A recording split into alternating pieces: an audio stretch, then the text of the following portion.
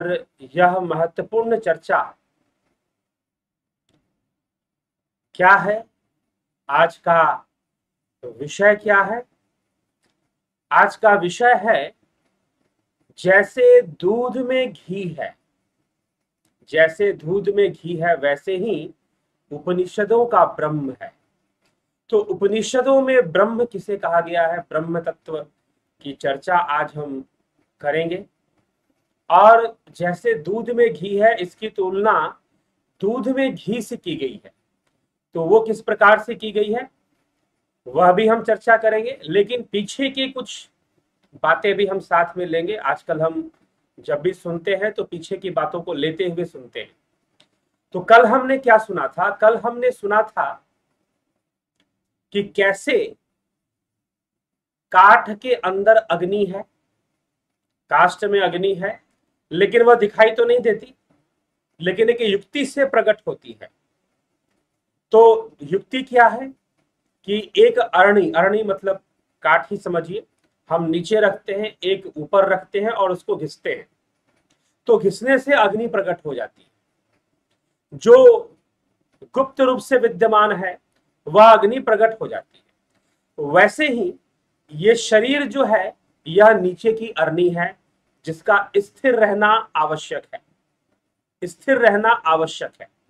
यह शरीर नीचे की अरणी है और उसके ऊपर प्रणव रूपी अरणी को घिसना है, अर्थात प्राणायाम करना है, अर्थात प्रणव को सिद्ध करना है, अर्थात प्रणव की अव्यक्त अवस्था को प्राप्त करना है, अजपा जाप को सिद्ध करना है, अभ्यास करना है प्रणव साधना का, प्रणव योग का, प्रणव ध्यान का अभ्यास करना है। तो इसका अभ्यास करने से क्या होगा? तो हृदय में स्थित जो आत्म तत्व है, जो परमात्मा है, उसका साक्षात्कार होगा, क्योंकि प्रणव ही चाबी है, ध्यान की चाबी। प्रणव सिद्ध होने से ही ध्यान सिद्ध होना संभव हो पाएगा। अगर प्रणव साधना की परिपक्वता नहीं होगी तो ध्यान की भी परिपक्वता आ पाना संभव नहीं है। और इंद्रियों का अंतर्मुखी होना, इंद्रियों का इस स्थूल इंद्रियों से परे जाकर, बियॉन्ड सेंसेस, ट्रांसेंडेंटल जिसे हम कहते हैं, वैसी अनुभूतियों को प्राप्त करना मात्र और मात्र प्रणव के द्वारा। तो प्रणव मंथन ही ध्यान है, प्रणव मंथन से ही ध्यान संभव हो पाता है। तो सर्वप्रथम प्रणव के ऊपर कार्य करना होता है, प्रणव साधना करनी पड़ती है सही से। जब हम सही से प्रणव साधना का अभ्यास कर लेते हैं तो निश्चय ही हम आगे की विधियां और जो अंतर्मुखी अतेंद्रिय साधना है, अतेंद्रिय ध्यान है, एक ही भाव अवस्था है, उन अवस्थाओं को प्राप्त कर लेते हैं, जो कि उच्च अवस्थाएं हैं, जो मात्र थोड़ा बहुत त्राटक या जाप आदि करने से प्राप्त नहीं होने वाले। ठीक है, जो उच्च अवस्थाएं हैं उन अवस्थाओं का और अंतर्मुखी नाद ध्यान होना, भर्गो ज्योति का ध्यान होना, अमृत ध्यान साधना होना, तो ये सारी कई चीजें हमें प्राप्त होनी शुरू हो जाती हैं अंतर ही अंतर में, घट के भीतर ही, कहीं बाहर नहीं। जिसे कबीर साहिब ने भी कहा, याघट भीतर बाग बगीचे यही में सृजन हारा, यागट भीतर नवलख तारे यही में गुरु हमारा। तो ये सारी चीजें अनुभव होनी शुरू हो जाती हैं हमें घट के भीतर ही। तो यहां तक हमने कल की चर्चा में सुना कि प्रणव का प्रभाव कैसा होता है। प्रणव चाबी है, प्रणव सिद्ध होने से, प्रणव का अच्छा अभ्यास होने से ही अंतर्मुखी ध्यान सिद्ध होता है। ये सारी बातें कल की चर्चा में हमने प्रणव के महत्व के ऊपर सुना है। अब आगे की चर्चा हो रही है कि प्रणव का अभ्यास करने से, प्रणव मंथन करने से, निरंतर मंथन मतलब निरंतर अभ्यास में लगाए रखने से क्या होता है? हृदय के अंदर जो स्थित आत्म तत्व है, जो आत्मा है, जो परमात्मा है, उसका साक्षात्कार भी हो सकता है, उसका साक्षात्कार योगी को प्राप्त होता है। तो अब उस आत्मा की स्थिति कैसी है, तो उसका वास कैसा है, और उपनिषदों में जिसे ब्रह्म ब्रह्म कहा गया है वो कौन है?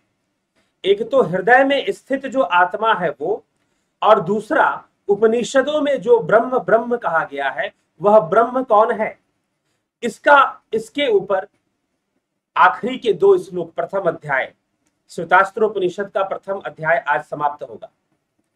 तो आखिरी के 2-3 श्लोक इस विषय पर चर्चा करते हैं गहराई से।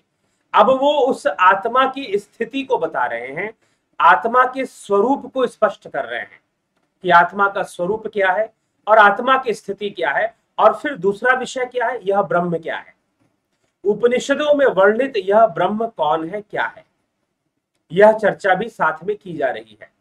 तो वैसे तो चर्चा इस विषय पर पहले दूसरे उपनिषदों में भी कई बार हो चुकी है, लेकिन श्वेतास्त्रोपनिषद का बातों को रखने का अपना एक अलग अंदाज है।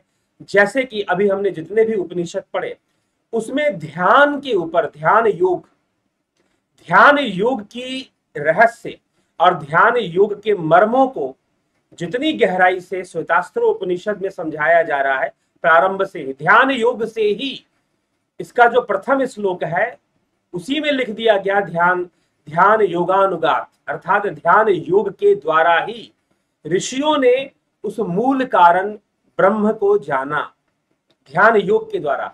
तो प्रारंभ से ही श्वेतास्त्रोपनिषद में ध्यान योग के महत्व को समझाया जा रहा है। और अब ध्यान योग कैसे सिद्ध होगा, तो प्रणव साधना से होगा, प्रणव के महत्व को बताया गया।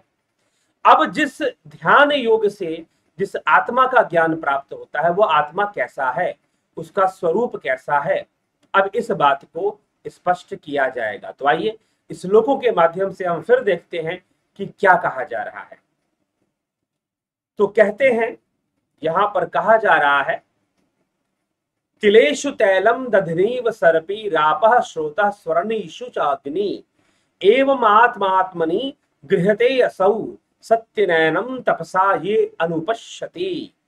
जिस प्रकार से तिलों में तेल, दही में घी, जल के स्रोतों में और अरण्यों में अग्नि का वास है, उसी प्रकार वह आत्मा आत्मनि स्वयं के भीतर, जो कोई साधक इसको सत्य के द्वारा, संयम से, तप के द्वारा, तपसा सत्येन तपसा, सत्य रूपी तपस्या के द्वारा, तपसा अनुपश्यति, वह उसका साक्षात्कार करता है। और जो उसका साक्षात्कार करता है उसको वह जो है उसके उस आत्मा के द्वारा ग्रहण किया जाता है। तो अब बताया जा रहा है कि इस आत्मा का वास किस प्रकार से है। यह आत्मा, आप पूछते रहते हो ना, कई लोग पूछते आत्मा यहां पर है क्या, आत्मा यहां पर है क्या, आत्मा यहां पर है क्या, आत्मा यहां पर है क्या, आत्मा नाभि में है क्या। आत्मा कहां है भैया, कहां से उसकी मेजरमेंट लोगे। जो काल के परे है उसको आप अपनी बुद्धि से नापने की कोशिश मत करो बस। तो ये प्रश्न नहीं जी, कुछ महात्मा लोग भी जो कि पता नहीं उनके हजारों अनुयायी या चेले भी रहे होंगे, वो भी बोलेंगे आत्मा तो यहां पर, इस जगह पे आत्मा। जी नहीं, यहां पर आत्मा नहीं, यहां ग्रंथि है, ग्रंथि है जहां से ध्यान होता है, चक्र है वहां पर, आज्ञा चक्र, वहां आत्मा नहीं है। ये ध्यान रखिएगा, गलती से मत बोलिए कि आत्मा यहां पर है, ठीक है। तो आत्मा का वास कैसे है, किस प्रकार से है, तो क्या कह रहे हैं, क्या बता रहा है, तिलेषु तैलम, जैसे तिल में तेल है, जैसे तिल में तेल है। तिल देखा है ना आपने, पूजा पाठ में तिल का प्रयोग होता है बहुत हिंदू समाज में। तो जैसे तिल में तेल है, तिलेषु तैलम दधनी सर्पी, और जैसे दही में घी है। अब दही में कहां पर घी है, तिल में कहां पर तेल है, आगे की तरफ है, पीछे की तरफ है, किस तरफ है। तिल का जो बीज है, आप बताओ उसमें तेल कहां से निकलता है, आगे की तरफ होता है, पीछे की तरफ होता है, कहां होता है। दही के किस कोने में, मान लीजिए कटोरे के अंदर दही रखा है, तो उसमें घी कहां पर है, ढूंढ लोगे क्या, ढूंढने का सामर्थ्य रखते हो, बताओ कहां पे दही है। जब घी निकालोगे दही का अस्तित्व खत्म हो जाएगा।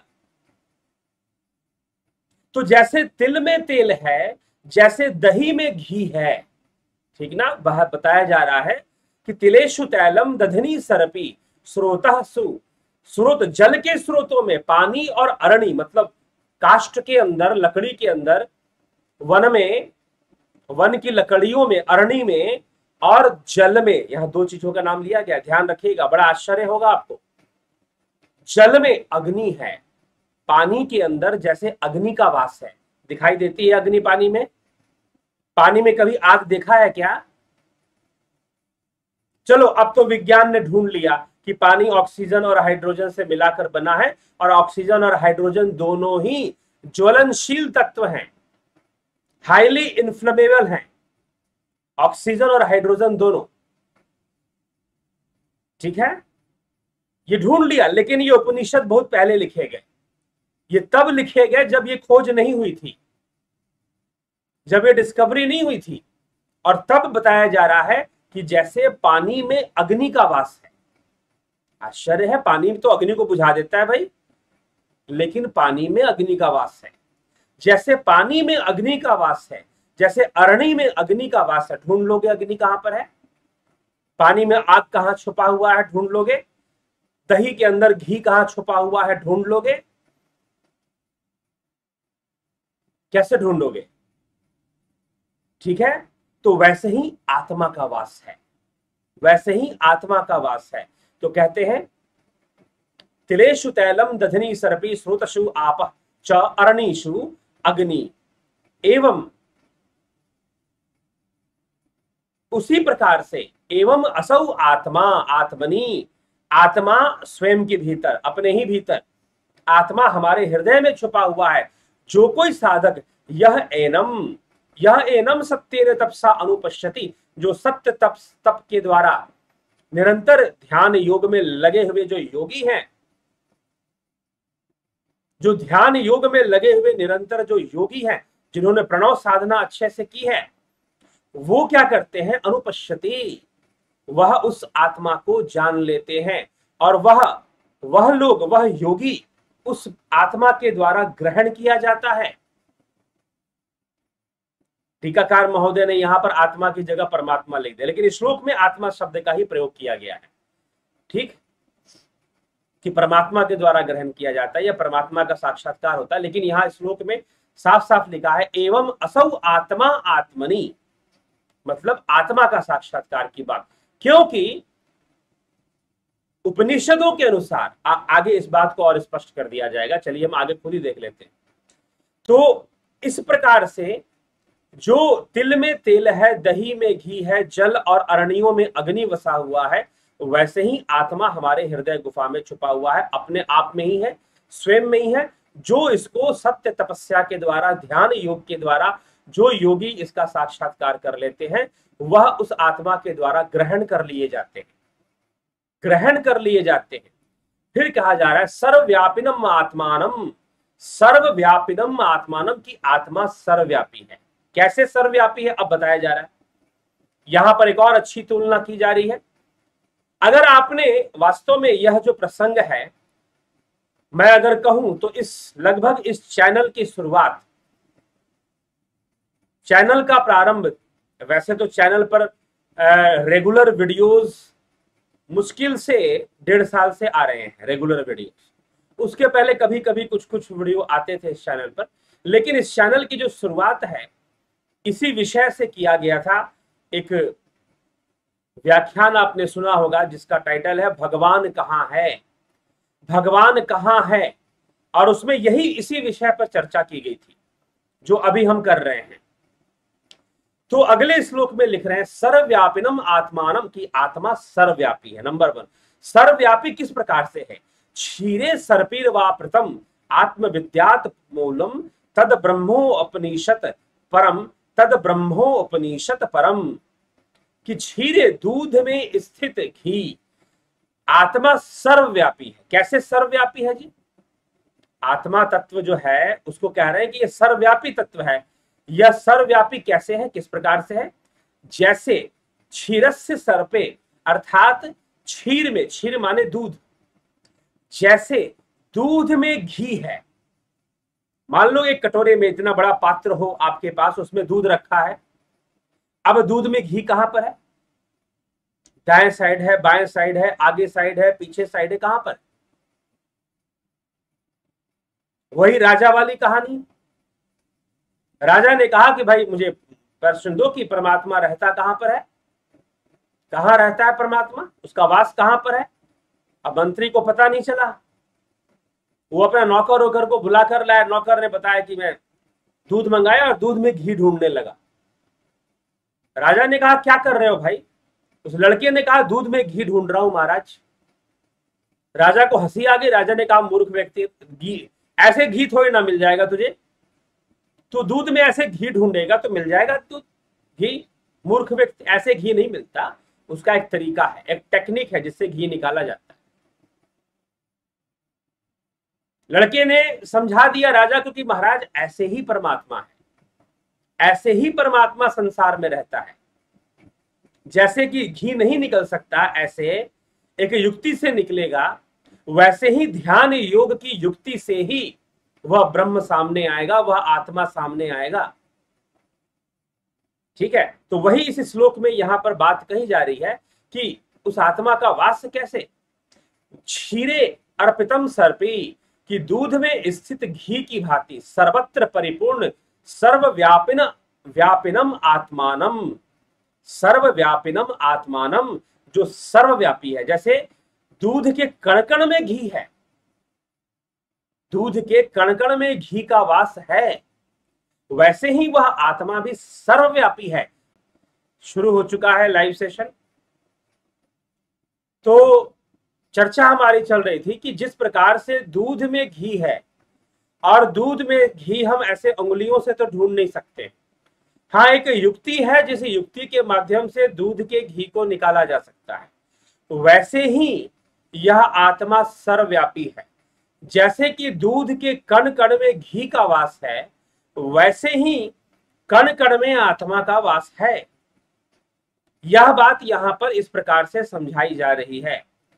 तो आत्मा का वास किस प्रकार से है, तो कहा जा रहा है सर्वव्यापिनम आत्मानम श्रेय सर्पीर सर्पिरी वाप्रतम आत्मविद्यात मूलम तपोमूलम तद ब्रह्मणो ब्रह्मोपनिषद परम, तद ब्रह्मोपनिषद परम। कि जिस प्रकार दूध में स्थित घी की भांति सर्वत्र परिपूर्ण है, आत्मविद्या और तप से प्राप्त होने वाला आत्मा को यह उपनिषद बताया करते हैं। उस अब क्या बताया करते हैं जी, जैसे कि दूध के कण-कण में घी की मौजूदगी है, जैसे कि दूध के कण-कण में घी है, वैसे ही आत्मा सर्वव्यापी है, वैसे ही आत्मा सर्वव्यापी है। और आत्मविद्या की तपस्या से, आत्मविद्या के अभ्यास से, आत्मविद्या के तप से उस आत्मा को कोई जान सकता है। यह रहस्य साथ में प्रकट किया जा रहा है कि उस आत्मा को कोई जान सकता है, आत्मविद्या के तप से जान सकता है।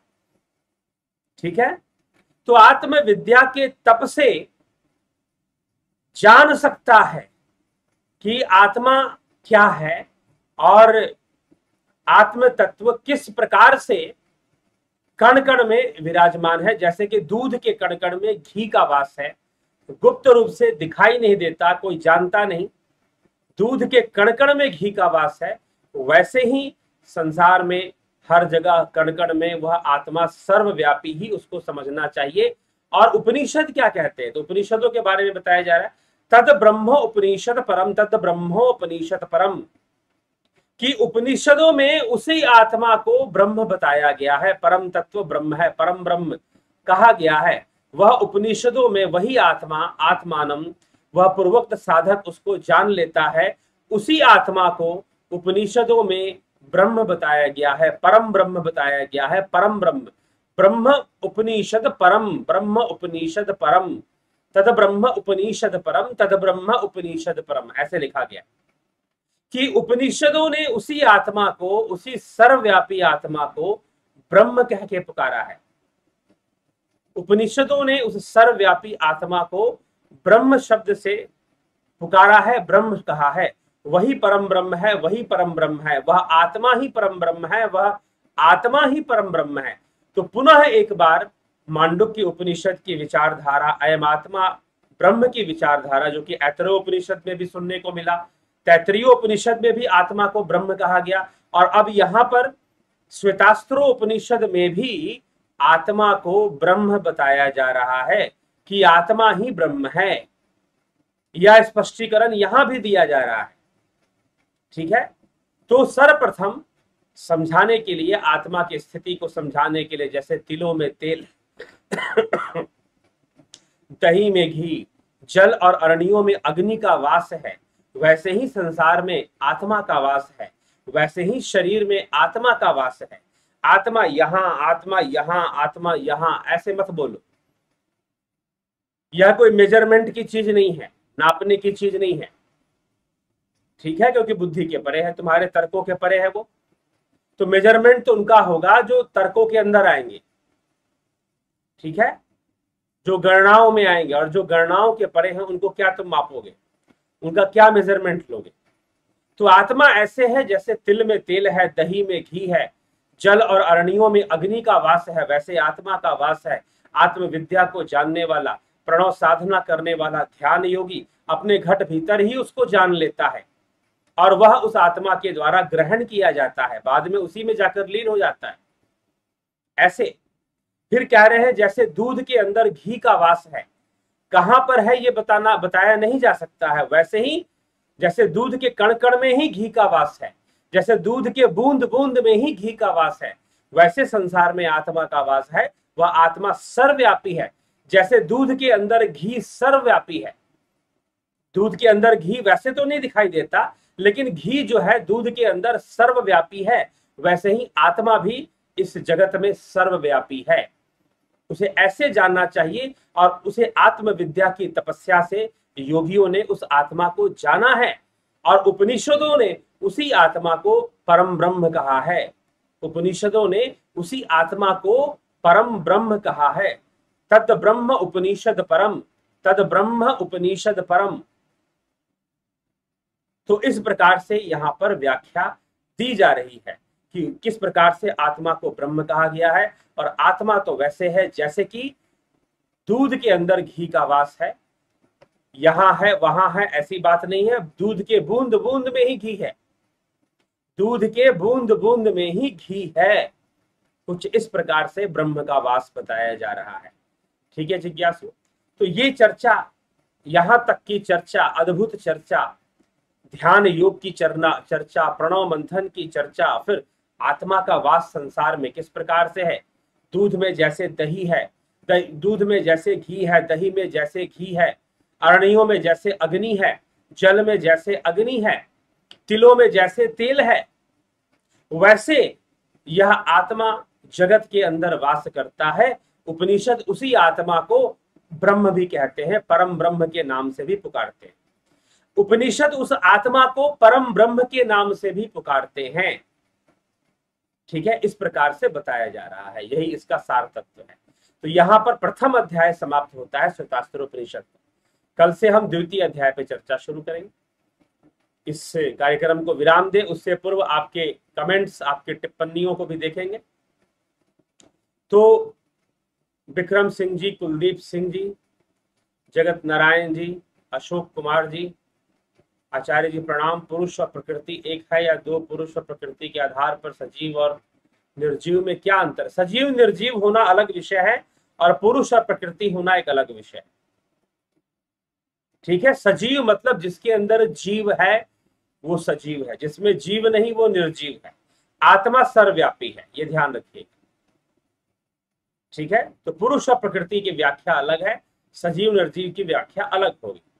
ये एक अलग विषय है, बृहद विषय है, जिस पर पहले चर्चा हो चुकी है। आप पिछले वीडियोस में जाकर इन विषयों पे चर्चा सुन सकते हैं, नहीं तो भविष्य में आगे भी इन विषयों पे चर्चा जरूर होगी। ठीक है, चलिए।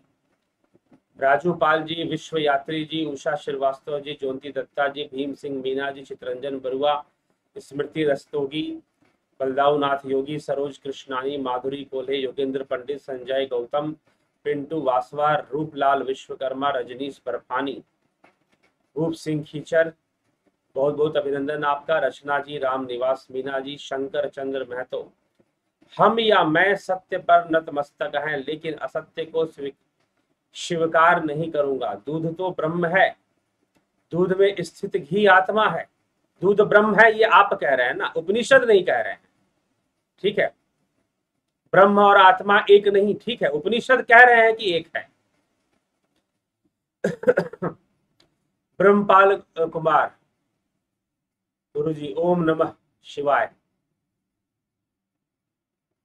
रोमेश पिपड़ा, जय श्री राम। सर्वव्यापी, जब आत्मा को सर्वव्यापी कह दिया गया तो सब कुछ आत्मा ही है, समझ गए। यह तो योगी के लिए कहा जा रहा है कि भाई इंद्रियों से तो तुम्हें दूध दिखाई दे रहा है, लेकिन वास्तव में घी का ही साम्राज्य है। इंद्रियों से तुम्हें दूध दिखाई दे रहा है, लेकिन साम्राज्य तो घी का ही है, तो वह तो सर्वव्यापी ही है। ठीक है, वह तो सर्वव्यापी ही है, सब जगह उसी की सत्ता है, बस इंद्रियों से दिखाई नहीं देता। इंद्रियों से तुम जो भी देख रहे हो वह इंद्रिय जगत है। गो गोचर जहां लगमन जाई, सो सब माया जाना हूं भाई। ना वो ब्रह्म है ना वो आत्मा है। इंद्रियों से जो तुम जगत को देख रहे हो, ना तो वो ब्रह्म है ना ही आत्मा है। उसमें ब्रह्म और आत्मा कैसे है? तो वह तो युक्ति से होगा, वह तो ध्यान योग से होगा, समझ गए। इसलिए मत बोलिए कि ब्रह्म और आत्मा अलग अलग है। दूध में इस दूध जो है ब्रह्म है, जी नहीं, दूध ब्रह्म नहीं है, क्योंकि दूध इंद्रियों का विषय हो गया। यहां पर अगर आप इस जगत को दूध कहेंगे तो जगत तो इंद्रियों का विषय हो गया, और इंद्रियों के विषय में ना ब्रह्म है ना आत्मा है, दोनों ही नहीं है। दोनों इंद्रियों से परे जाने के बाद है, दोनों इंद्रियों से परे जाने के बाद है। तो इंद्रियों से परे जाने की जो युक्ति है, जो ध्यान योग की युक्ति है, उस युक्ति से आत्मा और ब्रह्म का प्राकट्य होगा। ठीक है, तो शंकर चंद्र महतो जी उपनिषदों पर उंगली ना उठाएं तो बेहतर। चलिए, तो इसी के साथ अभी हम विश्राम देंगे इस विषय को, और कल फिर उपनिषदों के बढ़ते हुए क्रम में, आगे बढ़ते हुए क्रम में हम आगे आएंगे और इन विषयों को समझने का प्रयास करेंगे।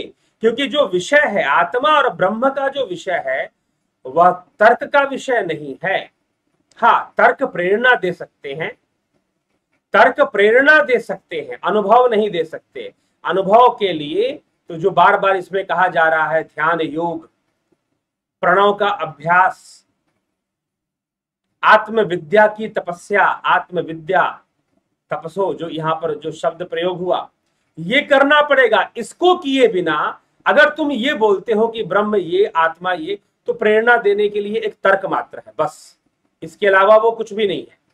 अगर तुम कहते हो कि दूध में घी है, बिना घी निकाले कहते हो, तो एक तर्क है। तुम्हें घी निकाल कर दिखाना पड़ेगा, तब जाकर सिद्ध होगा कि दूध में घी है, और तभी उस घी से लाभ है, अन्यथा घी से कोई लाभ भी नहीं है। ठीक है, तो सिर्फ चर्चा और तर्क तक स्वयं को सीमित मत रखिए। एक बात हमेशा गौर करने वाली बात है, अगर यहां पर कहा जा रहा है कि दूध में जैसे घी है वैसे ही आत्मा का वास है,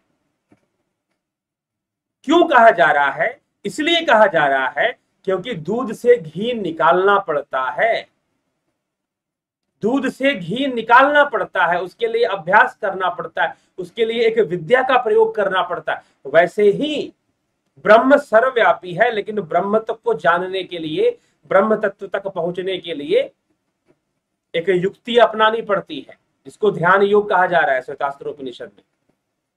उस ध्यान योग के द्वारा तुम आत्मा तक पहुंचते हो, तुम ब्रह्म तक पहुंचते हो।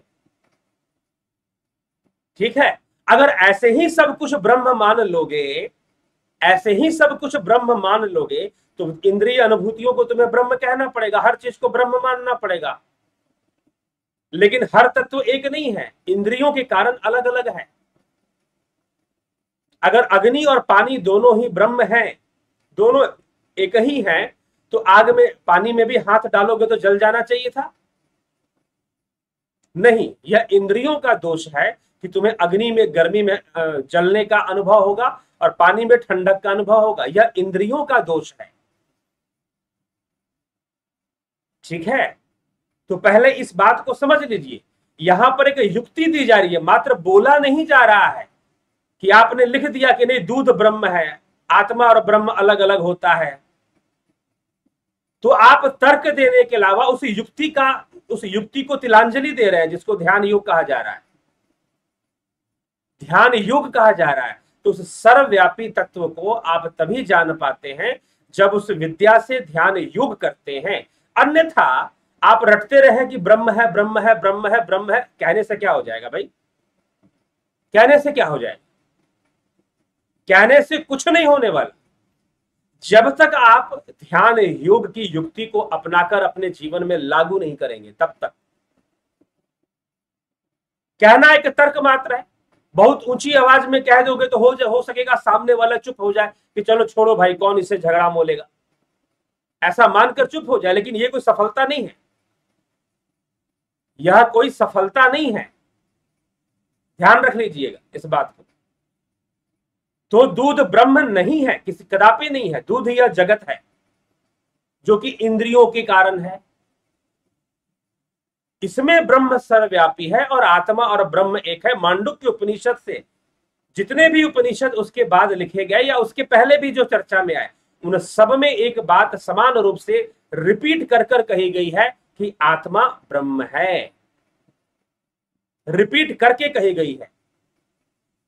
तो सिर्फ तर्कों से हर बात जानोगे क्या, या ध्यान योग भी करोगे, युक्ति भी अपनाओगे, कि सिर्फ बात तर्कों से कहोगे सिर्फ कि ऐसे है ऐसे है?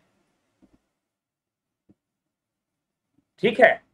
तो दूध कहा गया है, इस इंद्रिय जगत को दूध कहा गया है। ठीक। अब उसमें ब्रह्म कैसे जानोगे, उसमें आत्मा को कैसे जानोगे? तो उसमें आत्मा को ध्यान योग से जानोगे।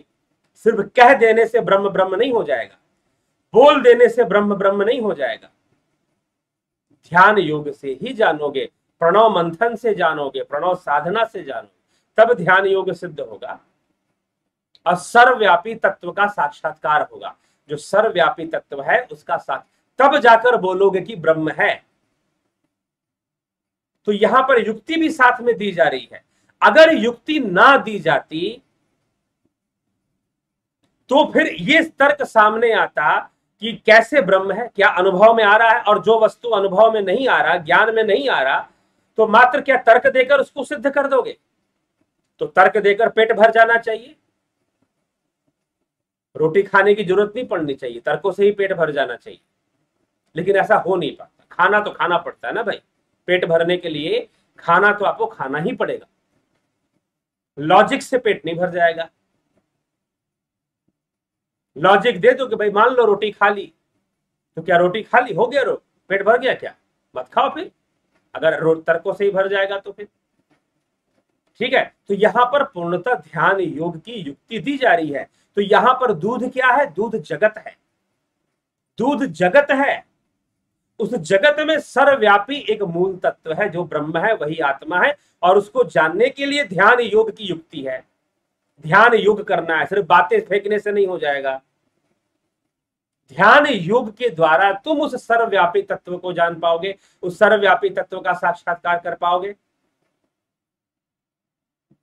ठीक है। तो ये है। तो सिर्फ तर्क मत दीजिए महोदय। अगर आप कहते हैं कि दूध ही ब्रह्म है, तो उस ब्रह्म का अनुभव कैसे होगा ये बताइए। क्या मान लेने से हम हो जाएगा कि हाँ हमने मान लिया कि सब कुछ ब्रह्म है? ये मान्यता का विषय नहीं है। मान्यता तो एक कल्पना है, कल्पित विषय है, वृत्ति युक्त है। इसलिए वृत्ति निरोध की चर्चा है। स्वरूप की उपलब्धि के लिए वृत्ति निरोध करना पड़ेगा। ठीक है। और वृत्ति, प्रत्येक कल्पित वस्तु वृत्ति है। प्रत्येक कल्पित वस्तु, मैं भी आपको जो भी यहां पर बोल रहा हूं, सब वृत्ति है, सब कल्पित है। कल्प विकल्प के अंदर आएगी सारी बात। असली चीज तो ध्यान योग के द्वारा प्राप्त होगी। असली चीज तो ध्यान योग के द्वारा ही प्राप्त होगी। तो यहां पर जो दूध है वो जगत है। ठीक। चलिए, तो विश्राम देंगे। बीच में डिस्कनेक्शन हो गया, इस कारण से आपके कमेंट्स, चैट भी डिस्कनेक्ट हो गया होगा, जिसके कारण आप अपने कमेंट ज्यादा नहीं कर पाए होंगे, कोई बात नहीं, वीडियो के नीचे आप कमेंट कर सकते हैं और जरूर इसका लाभ उठाएं, पूरा सुने और समझे विषय को। आगे उपनिषदों में, श्वेतास्त्र उपनिषद में आगे बढ़ने वाली जो चर्चा है उस पर आगे चर्चा होगी। जुड़े रहे, बने रहे, आगे और कौन कौन से गुण विषय लाए जा रहे हैं उपनिषद के अंदर उस पर हम चर्चा करेंगे। जुड़े रहे, चैनल से बने रहे। अगर आपको चैनल की सामग्री श्रेष्ठ लगती है तो निश्चय ही शेयर किया करें, ठीक है, शेयर किया करें। और चैनल के अंदर जो विषय है वो अपने हिसाब से उसको स्पष्ट किया जाता है। कभी किसी महोदय ने कुछ कमेंट किया तो कई बार कुछ लोग, मैं थोड़ा सा जाते जाते इस विषय पे चर्चा कर देना चाहता हूं कि कुछ लोग कमेंट करते हैं, महोदय हैं, नाम मैं उनका नहीं लेना चाहूंगा, वो हर वीडियो पर कमेंट करते हैं, लगभग हर वीडियो पर, कि आप बस बातों को घुमा रहे हैं, आप विषय स्पष्ट नहीं कर रहे हैं। एक ही व्यक्ति बार बार, मैं सोचा कि इस व्यक्ति का धैर्य कितना है बताओ। वो ये कह रहा है कि मैं बातों को घुमा रहा हूं, मैं विषयों को स्पष्ट नहीं कर रहा हूं, फिर भी मेरी हर वीडियो सुने जा रहा है, हर वीडियो सुने जा रहा है। अरे भाई छोड़ दे, क्यों सुन रहे हो?